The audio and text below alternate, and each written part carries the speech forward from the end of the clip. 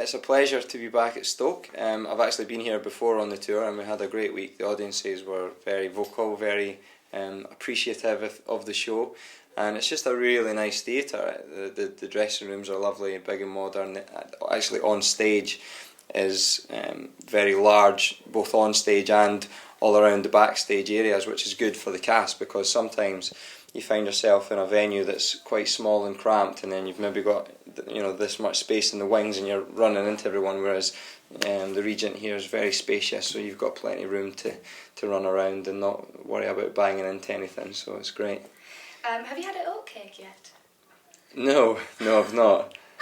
Do you know what an oatcake is? I do know what an oatcake is. Are they famous here, are they? Yes.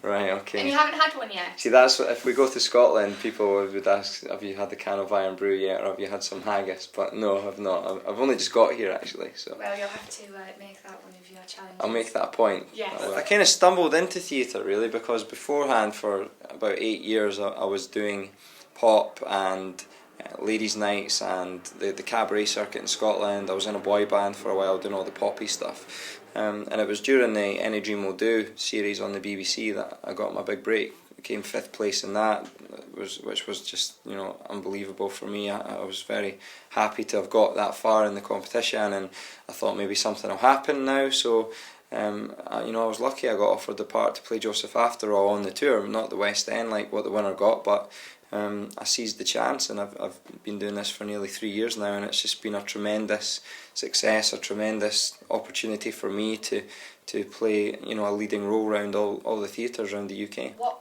makes you who you are?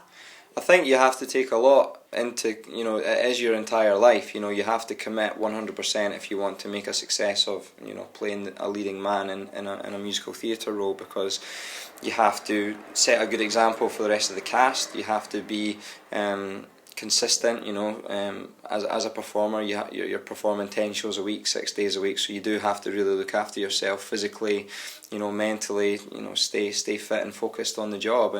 And obviously you go around the country and there's a lot of pressure on you to perform week in, week out. So, but you do get that experience, and I've managed to, at the start of the tour, it was quite hard.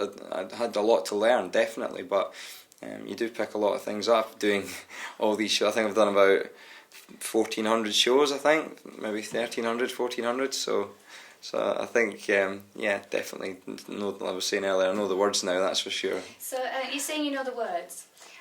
Okay, yes, I do know the words. How fast can you reel off all the colours of the court? Pretty fast, I think. Speak it might be a bit harder.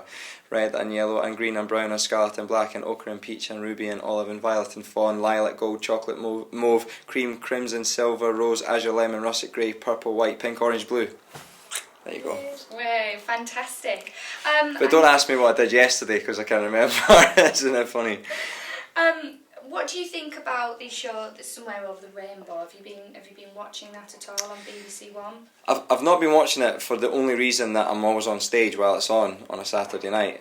But I've been sort of keeping tabs of it in the paper and things like that, and on Facebook and things like that. So people knock it as a reality TV thing, but I personally, it's been great for me, because I didn't know how to get into theatre. So for people like me coming from Scotland, from a pop background, it gives me the chance to break into this side of the industry.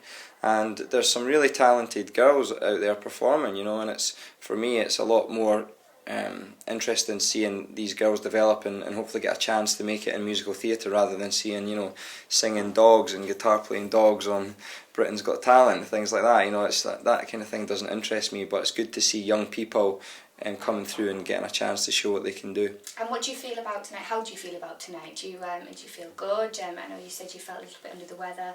How do you feel like it's going to be? I'm a little bit under the weather today. There's been a bit of illness going around the cast, but that's where I say about the experience. That's where that comes in, because I've been through it all before. You just have to, suck it up and go out there. And once the music strikes up and the stage lights hit you, the adrenaline goes, and you just have to go for it and give it your best each and every show. If you're lucky enough to get into musical theatre and land a professional job, I think it's very important to always keep your eyes open and your ears open to what the directors have to say, the musical MDs have to say, because it is, you know, even if you could have all the best singing voice in the world, or you know, you could have came from the best theatre school, but it's a hell of a lot different to actually getting on the job and being able to do the things that's going to give you a lasting career in this profession, in terms of just like being professional, not getting up anybody's nose, you know, just it is very much a dedicated profession like any other job. So but obviously it's incredibly enjoyable, and I've had the most amazing 3 years of my life probably. So you know, just enjoy it, knuckle down, work hard, and you know, it's great to see the young people coming through. And I've worked with so many different cast members. You know, it seems like they get younger every year, and I get older every year. You know, coming through I think I've had 5 or 6 cast changes, and a lot of the time it's a lot of the guys that join, it's their first job, and you see how excited they are, and you know, it's good for the show because Joseph's a very energetic production, and you have to, you know, it is very, very colourful, very lively, so it's good to have the new cast come in, and it helps me because to work with different people, it keeps it fresh for me as well. Do you act as sort of a mentor or at all? Do you give them advice and help them on if it's their first job? If anybody wants to ask me anything, I'm always here, because obviously I've been in the job for such a long time, but I would never advise others, because everyone's got to, you know, everyone has their own skills and has to learn for themselves, but I try and obviously be a good example as the leading man, and so maybe that feeds down a little bit through the ensemble when they join the show. And finally, what are your plans for the future? I finish in July, and I'm having a few months over the summer off after, you know, all nice this holiday. time.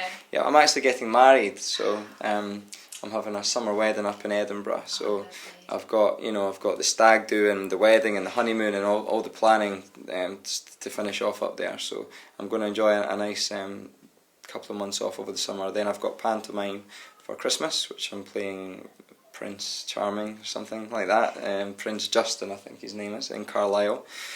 So then I'm looking at 2011 really for the next project, whatever that may be. I've got interest in television to present possibly, or to be in a drama of some sort.